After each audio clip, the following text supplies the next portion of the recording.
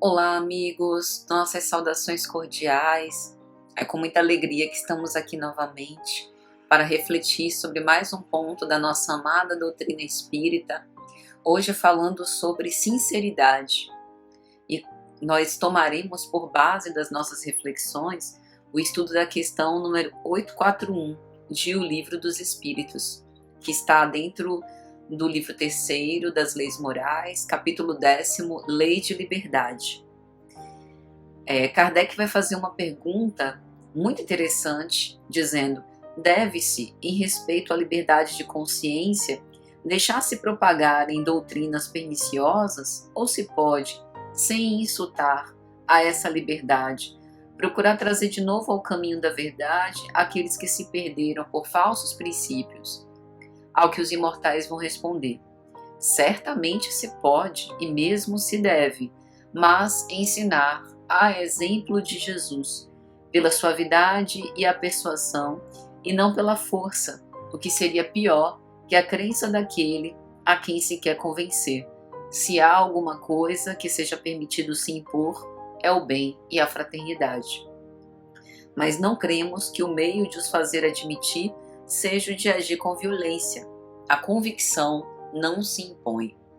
É importante a gente pensar sobre isso, né? E pensar sobre um termo muito veiculado nas redes sociais, chamado de sincericídio. O quanto que a sinceridade, por vezes, ela é utilizada de uma forma bastante violenta. É como se a palavra fosse um punhal, né? Que nos acertasse bem em cheio no coração. E a gente sabe que todos nós estamos caminhando com relativas dificuldades. Nós temos fraquezas, temos fragilidades morais e ninguém gosta de ser descoberto, principalmente se for numa abordagem desumana, numa abordagem pouco empática, né? Em que haja apenas julgamento e crítica e não desejo sincero de auxiliar. Na obra Pensamento e Vida, pelo espírito Joana de Ângeles, psicografia de Divaldo Franco, na mensagem sobre sinceridade, ela vai dizer que, a pretexto de servir a causa do bem, a gente não deve derramar espinhos pela senda onde segue o nosso próximo, a pretexto de que ele se conserte no caminho do erro, né? Às vezes nós queremos dobrar a outra pessoa as nossas próprias convicções, porque achamos que aquele é o único caminho possível, o único caminho correto, né? Então, a gente precisa pensar nessa proposta da não violência, que o amor à verdade é muito belo, a gente deve mesmo se inspirar pela vida de retidão, pela honradez, pela probidade, mas a gente deve abordar isso sempre com muita simplicidade e humildade, para que a gente não fira, né, a lei de liberdade, no sentido da liberdade de consciência do outro.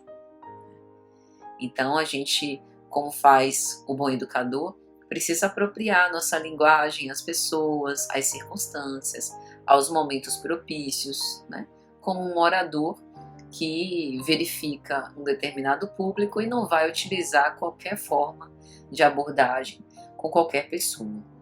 Então, muitos nos julgamos, né? Vivendo de uma maneira sadia, mas nos tornamos uma companhia desagradável, porque sempre temos uma palavra ferinte, um argumento intolerante, uma expressão deprimente, uma frase impiedosa, nos colocando como modelos de virtude que nem sempre somos e que, ainda que fôssemos, que é a verdadeira virtude, senão a prática da caridade, ou seja, o completo desinteresse pessoal.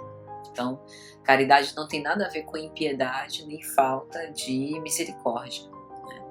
Mesmo que a gente julgue que seja importante ter um verbo mais enérgico, que nas observações que nós fazemos, a gente entenda que nem todos se encontram preparados para ouvir essas repreensões, mesmo que nós tenhamos boas intenções em relação a isso.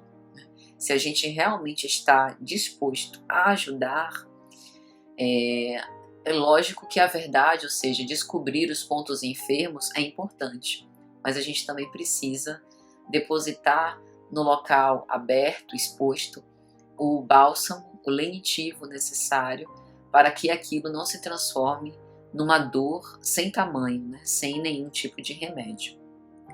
Joana também vai dizer que muitas vezes se serve melhor a verdade calando a palavra ofensiva e constringente que jamais edifica. Ou seja, se a nossa sinceridade provoca dor, sofrimento, a gente precisa saber silenciar mais, receber e guardar, ouvir e reter, porque isso também é caridade, né? Quantas vezes, em nome da sinceridade, em nome da verdade, a gente destrói esperanças, esmaga pessoas, provoca desânimo, perseguição, acreditando se virá um rio bem. Recordemos que o apóstolo Paulo, no início da sua carreira, por ser, né, doutor da lei e amante à verdade, a lei de Deus acima de todas as coisas, ele acreditava-se imbuído de um santo dever, perseguindo cristãos e até matando-os com requinte de crueldade. Então, essa não foi a forma que Jesus nos ensinou, né? Ele, que deixou rastros luminosos de bondade e de amor na humanidade inteira, sempre ajudou a quem encontrava pelo caminho, né? Com a mesma mansuetude, com a mesma pacificidade, com a mesma misericórdia. Então, guardadas as devidas proporções, é isso também que a gente precisa repetir. Então é isso, meus amigos. Espero que tenha sido de alguma sorte útil e até a próxima, se Deus assim permitir.